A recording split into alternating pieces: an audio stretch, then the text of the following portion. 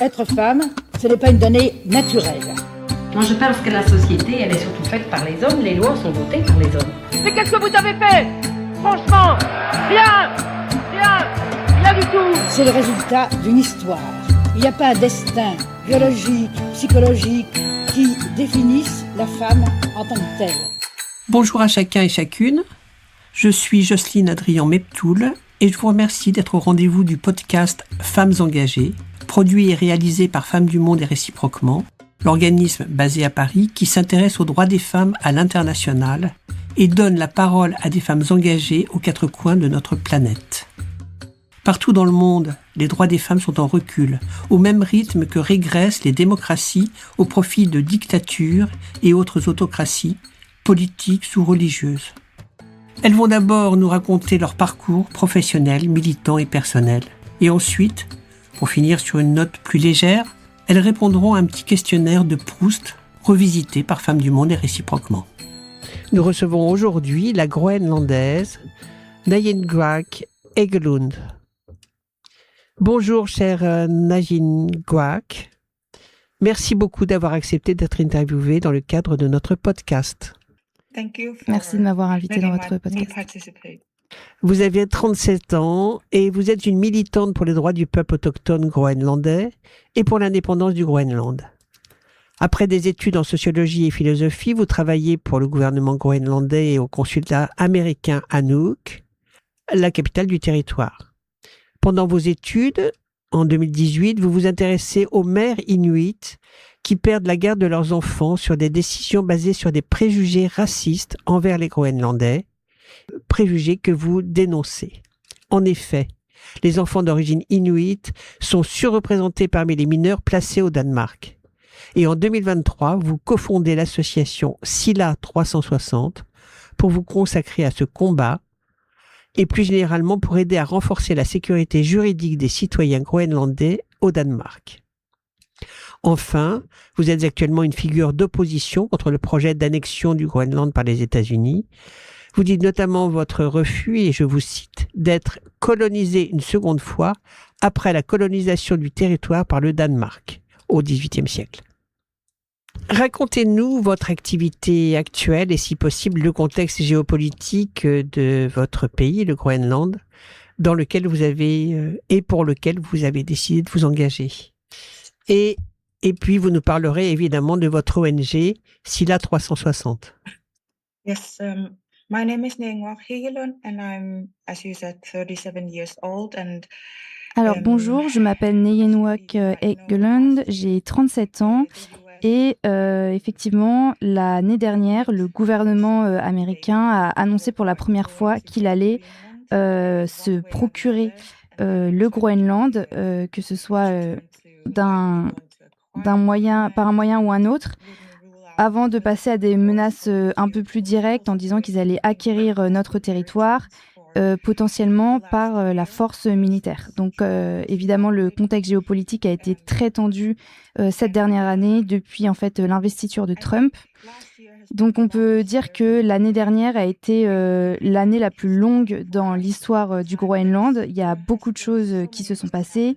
Et de nouveau, au début de l'année 2026, pour la nouvelle année, le président Trump nous a dit une nouvelle fois qu'il souhaitait acquérir le Groenland, comme il a fait un peu avec le Venezuela, comme on a pu le voir. Donc les choses se tendent davantage, d'autant plus qu'on a un nouvel aéroport international. Est-ce que c'est pour ça que vous avez créé l'ONG Sila 360 ? Et ça veut dire quoi ? Sila 360. Alors, la situation géopolitique n'a rien à voir avec la création de notre ONG, Sila 360, puisqu'on l'a fondée en 2018 et notre objectif, c'est d'aider les familles groenlandaises de façon juridique, donc dans leurs affaires devant la justice pour récupérer leurs enfants.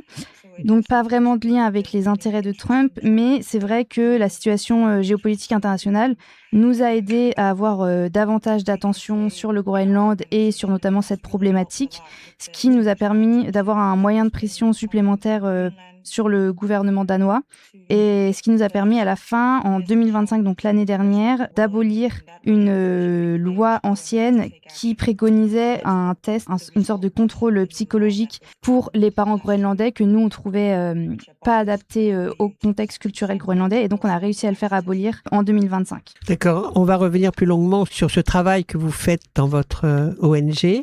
Avant cela, je voudrais juste avoir votre analyse de la réaction des Groenlandais à cette tentative de double annexion. Alors, il y a eu, je pense, plusieurs différentes réactions.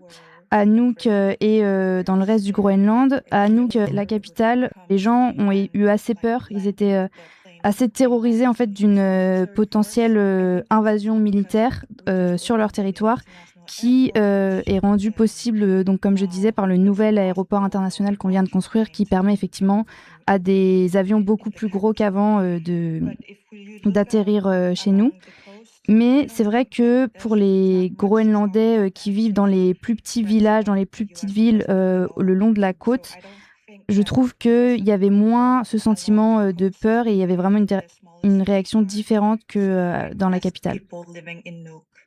J'ai lu que vous disiez le colonialisme a réellement commencé en 1953, c'est la date où la constitution danoise a changé le statut de colonie du Groenland en province, et que le Groenland a ensuite obtenu le statut d'État autonome en 2009. Et vous disiez, avant, c'était du patriarcat. Qu'est-ce que vous entendez par là? Yes, in 1953. Alors effectivement, en 1953, date à laquelle on a adopté notre nouvelle constitution, le Groenland a été décolonisé selon les mots employés par le gouvernement danois, parce que c'était un des critères pour que le pays rentre aux Nations Unies. Donc s'en est suivi un processus de modernisation du Groenland. On a essayé en fait d'équilibrer nos standards de vie avec ceux des Danois. Donc il y a eu un développement très rapide de la société groenlandaise. Les Danois nous ont concentrés dans des villes beaucoup plus grosses, et on est passé à une société où on chassait encore beaucoup, à une société beaucoup plus moderne. On a aussi eu des logements sociaux beaucoup plus modernes, avec des toilettes, des chasses d'eau, etc. Et les gens ont aussi dû apprendre le danois pour l'éducation. Et donc c'est vraiment tout un processus de modernisation que nous, Groenlandais, on a senti comme une assimilation du gouvernement danois. Et donc c'est cela que vous entendez par « c'était du patriarcat ». Et donc, avant 1953, le Groenland était vraiment totalement isolé du reste du monde. Et en tout cas, la perception que le gouvernement danois avait des Groenlandais et du Groenland, c'était que c'était une population qui avait besoin de la protection danoise. Et donc, ils se sont mis à administrer, ils ont mis tout un système en place pour administrer, contrôler, gérer absolument tout. Et donc, ils interféraient avec la façon dont les Groenlandais vivaient. Et c'est pour ça que je dis que c'était patriarcal, parce que vraiment, ils géraient tout, c'est-à-dire ils géraient le commerce, ils géraient l'économie, toujours dans cette optique, soi-disant, de protection des Groenlandais. Et donc, cette narrative comme quoi le peuple groenlandais avait besoin de la protection du Danemark, c'est ça que je trouve patriarcal. Bien sûr, je comprends, merci. Dans votre ONG, SILA 360, vous vous occupez principalement des femmes groenlandaises, des femmes inuits, dans leur rôle notamment de mères à qui on retire un peu trop facilement leurs enfants. Est-ce que vous vous considérez comme une féministe ou pas? Alors, effectivement, le travail qu'on fait, c'est surtout un travail légal pour aider les familles groenlandaises. Donc, on les aide dans leurs affaires. On les assiste aussi beaucoup au niveau juridique. On peut les aider à porter plainte. On leur donne aussi beaucoup de conseils sur comment réagir avant ou après que leurs enfants aient été placés. Donc, parfois, heureusement, c'est avant que les enfants soient placés. Donc, on arrive à ce que les enfants restent avec leurs parents. Et donc, en fait, le but, l'objectif vraiment final, c'est d'aider les peuples indigènes, donc les Inuits, à, à ce que leurs droits soient respectés, en fait. Et donc, pour ça, on a la Convention 169 de l'Organisation internationale du travail qui est spécialisée sur les droits des peuples indigènes, des peuples autochtones. Et donc, notre but, c'est vraiment que le gouvernement danois, que le Danemark respecte cette convention, ce qu'il ne fait pas en pratique, mais ce qu'il devrait faire en théorie, et que les droits du peuple groenlandais soient respectés par le Danemark. Alors, la raison pour laquelle j'ai rejoint ce travail et j'ai créé cette association, c'est que je suis moi-même une mère, donc j'ai 3 enfants de 16, 11 et 9 ans. Et en fait, je ne peux pas imaginer ce que ça ferait qu'on me les retire. Je ne peux pas imaginer la douleur de ces parents quand leur voix n'est pas entendue. Parce que, en fait, le problème, c'est que beaucoup des parents groenlandais ne parlent pas ou ne parlent pas correctement le danois, puisque ce n'est pas leur langue maternelle. Et donc, ils ne peuvent pas comprendre ce qui se passe quand on leur retire leurs enfants. Ils ne peuvent pas comprendre la législation danoise. Ils n'ont pas accès aux informations parce que toutes les informations sont en danois, alors que eux, ils parlent donc groenlandais. Et donc, c'est quasiment impossible pour eux, en fait, de s'opposer à ce qui se passe. Et c'est pour ça aussi qu'on se bat pour que la Convention 169 de l'Organisation internationale du travail soit respectée. C'est qu'on ait en fait toutes ces informations en groenlandais et qu'on puisse avoir accès à une traduction en groenlandais et pas en danois, puisque c'est vraiment une injustice légale. Donc ça, c'est la raison principale pour laquelle je me suis engagée. Et la deuxième raison, c'est que nos enfants sont notre futur. Et le problème, c'est que quand on place les enfants groenlandais, la plupart du temps, on les place dans des familles danoises au Danemark. Et donc, culturellement parlant, ils sont totalement aliénés. Évidemment, ils n'ont aucune éducation en groenlandais, on ne leur apprend plus la langue. Et j'ai travaillé sur ce sujet en particulier dans ma thèse à l'université. Et les enfants plus vieux que j'ai interrogés à propos de leur placement disaient qu'ils avaient vraiment l'impression qu'on leur avait volé leur identité et volé leur langue. Bien sûr. Vous avez fait donc une thèse, vous avez fait quel type d'études?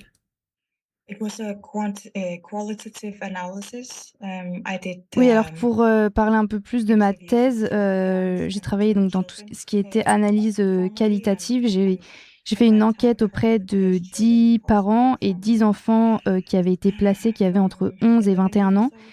Et la principale chose que j'ai remarquée, c'est que les enfants n'avaient pas grand-chose à répondre quand on leur posait des questions sur la culture groenlandaise. Et les seules réponses qu'ils pouvaient donner, c'était des représentations extérieures au Groenland sur leur pays. Oui. Donc, par exemple, ils parlaient de la nature ou du climat qui était très difficile, du fait qu'il fallait être dur et fort pour survivre dans ces conditions. Et il y en avait même qui avaient des vues négatives de leur pays d'origine. Donc, par exemple, il y a une petite fille qui m'a dit que parce que au Groenland, on mange la nourriture avec nos mains et que c'est pas vu comme normal au Danemark. Et donc, elle me disait que c'était pas normal. Et elle m'a dit indirectement que c'était un comportement qui pouvait être en fait primitif.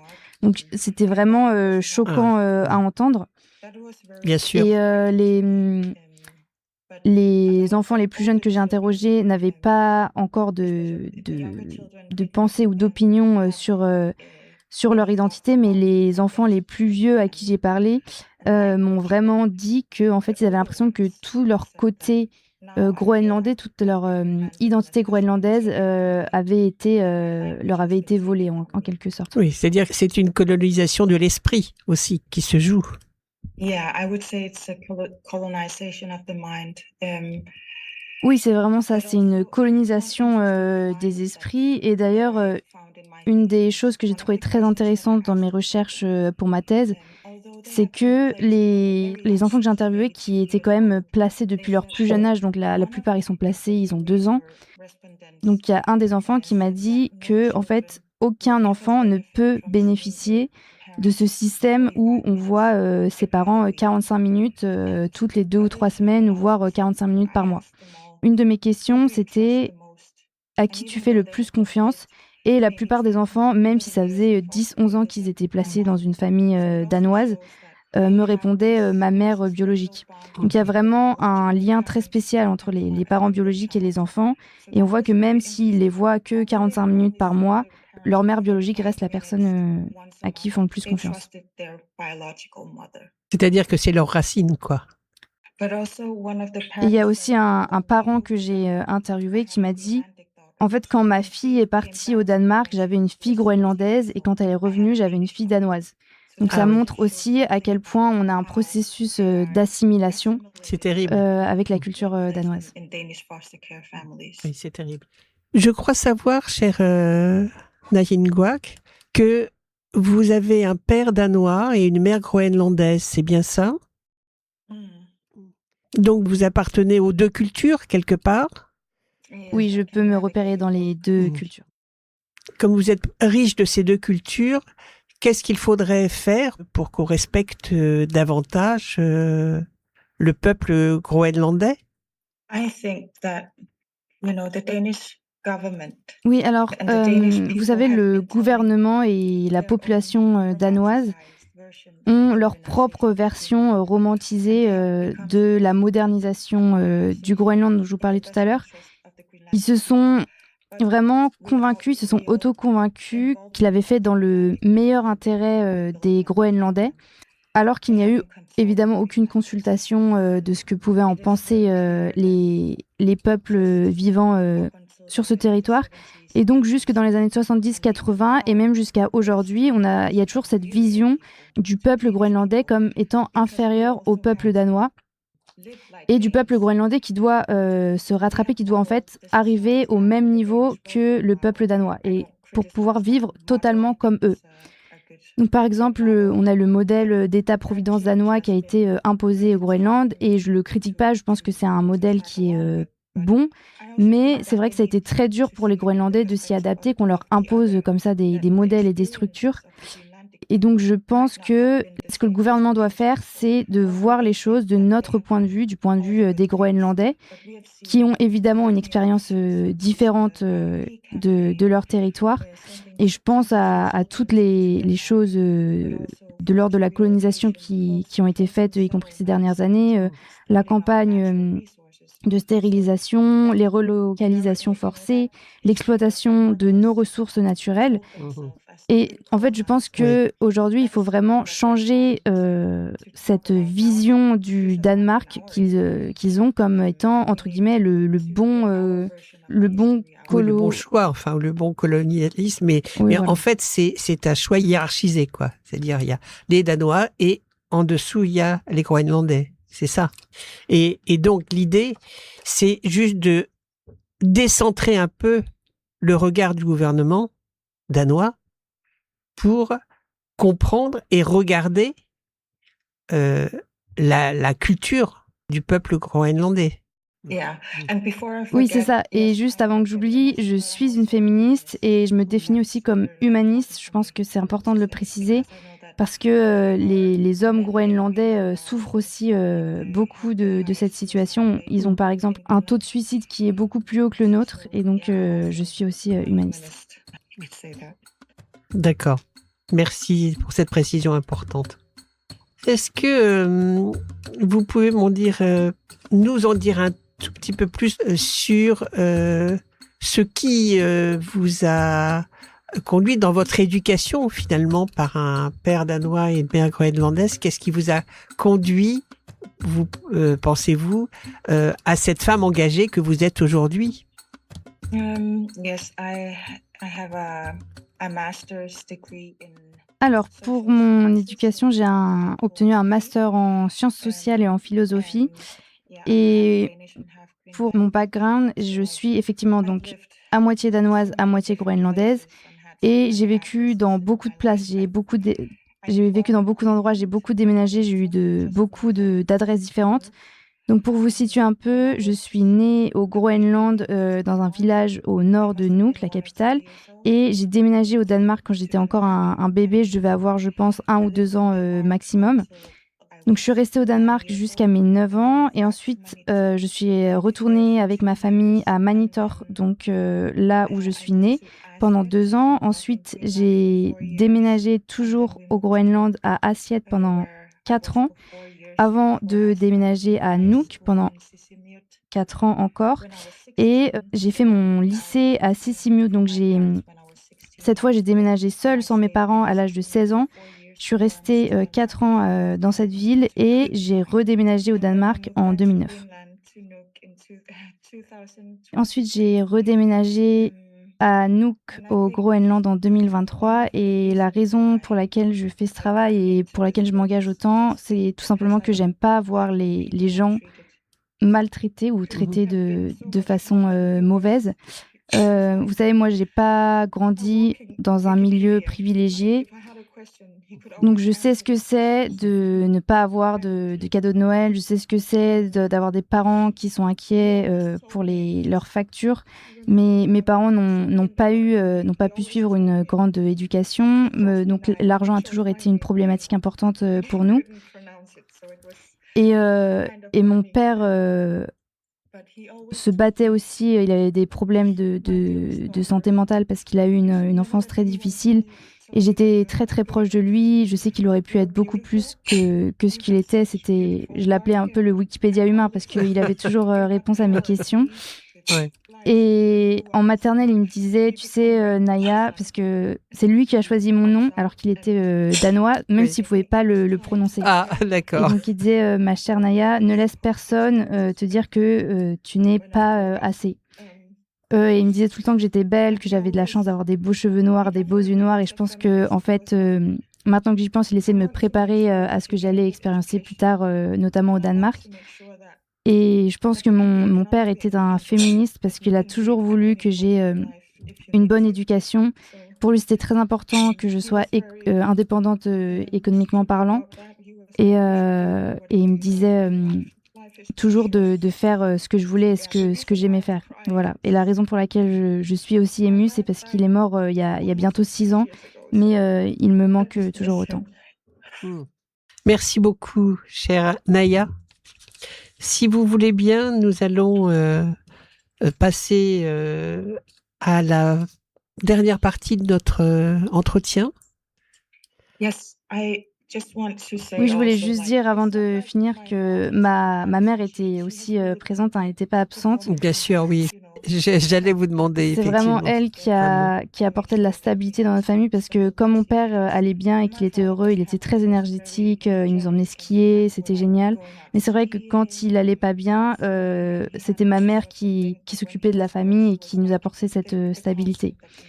Et une dernière chose que mon père m'a appris, c'est de jamais juger les gens, qui soient alcooliques, qui soient sans domicile fixe. Il me disait toujours qu'il y avait une raison pour laquelle ils étaient dans cette situation, c'est pas eux qui avaient choisi. Et il m'a toujours dit donc de ne pas juger les gens que je connaissais pas. C'est très sage. Alors, allons-y sur le questionnaire à la manière de Proust, revisité par Femmes du Monde et réciproquement. Quel est le principal trait de votre caractère ? Alors, je dirais que je suis très têtue, je suis quelqu'un qui n'abandonne jamais. Et je suis aussi quelqu'un qui est très ouvert d'esprit. Mais c'est vrai que quand je veux faire quelque chose, je vais le faire. Quand on me dit que je vais pas être capable de le faire, je vais évidemment m'y mettre encore plus. Et on me dit souvent que j'ai un visage assez fermé, que j'ai l'air assez dur.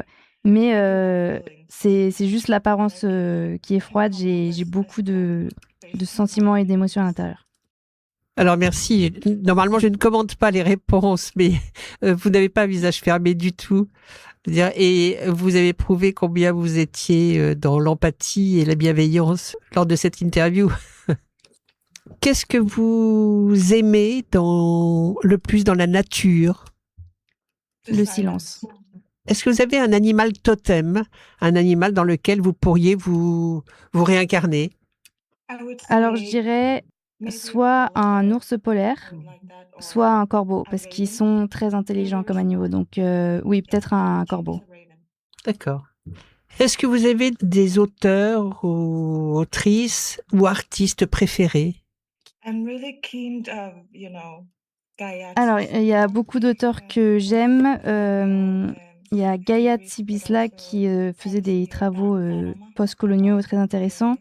Il y a aussi un auteur allemand pardon pour la prononciation, c'est Ensik Taktara qui travaillait beaucoup sur les herméneutiques, donc tout ce qui est philosophique, c'est-à-dire qu'il donne des directions philosophiques et il apprend à voir les choses en fait d'un point de vue, d'une perspective plus large et à étendre son horizon. Et moi, de manière générale, j'aime beaucoup lire des textes de philosophie parce que je trouve ça très stimulant pour mon esprit de se battre en quelque sorte avec le texte pour essayer de comprendre, de devoir lire plusieurs fois une phrase pour essayer de la comprendre et que tout d'un coup, tout fait sens à la fin. Et j'aime beaucoup ça. Changeons de registre. Est-ce que vous cuisinez et quel est votre plat favori? Oui, alors je cuisinais beaucoup avant. Maintenant, c'est surtout mon mari qui s'en occupe. Et je dirais que mon plat préféré, c'est juste un bon steak. Je sais que c'est pas forcément populaire ces derniers temps avec les végétariens, mais en fait, j'ai beaucoup d'allergies et je suis aussi intolérante au gluten, donc je mange généralement un bon steak et avec des légumes. Très bien. Et il y a un plat typiquement groenlandais? Oui, le plat traditionnel du Groenland, c'est le suasad, donc c'est une espèce de soupe qui pourrait aussi être un de mes plats préférés. Et il y a un autre plat dont je me souviens plus du nom, mais qui est fait avec un oiseau de mer et on le cuisine avec des oignons, du riz, des pommes de terre, etc., qui a un peu le goût de poisson, mais de viande aussi. Et c'est super bon. Bien, ça donne envie de goûter. Si vous aviez une baguette magique, qu'est-ce que vous feriez? Je mettrais fin à toute la souffrance de ce monde. Est-ce qu'il y a, selon vous, une réforme politique qui a réellement amélioré la société? Alors, je dirais le Self-Government Act, donc c'est le texte de loi qui a permis au Groenland de devenir un territoire autonome et qui a vraiment, je pense, changé la société parce qu'avant, les gens ne voulaient pas forcément parler ou apprendre le groenlandais. Ils pouvaient avoir honte et je pense que ce texte a vraiment permis au peuple groenlandais de récupérer une certaine fierté nationale de leur territoire. Est-ce que vous avez une devise, un mantra qui vous sert de guide dans la vie? Je pense que ce serait, je vais leur montrer mon motto. Vraiment, je vais leur montrer que je peux le faire. Et enfin, dernière question. Quelle est la question que vous auriez aimé que je vous pose? Je sais pas, j'ai répondu à trop de bonnes questions dans plusieurs interviews et j'arrive plus à penser, mais je sais pas, je suis sûre qu'il y a d'autres intervieweurs qui sauront trouver des bonnes questions. Merci infiniment, Nayinguak Egelund. Merci, chère Naya. Thank you so much for having me. Vous venez d'entendre le podcast Femmes engagées, produit par Femmes du Monde et réciproquement, qui offre un micro aux femmes engagées partout dans le monde afin de faire entendre leur voix en toute liberté. Le podcast Femmes engagées est enregistré soit dans le studio La Poudre de la Cité Audacieuse, soit en micro-nomade. J'ai eu le plaisir d'animer notre podcast Femmes engagées avec la participation de toute l'équipe de Femmes du Monde et réciproquement.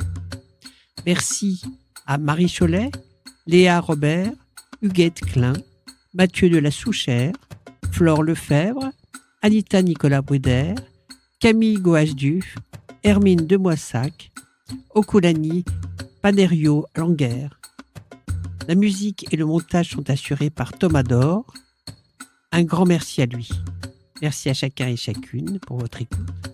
Et rendez-vous au prochain épisode.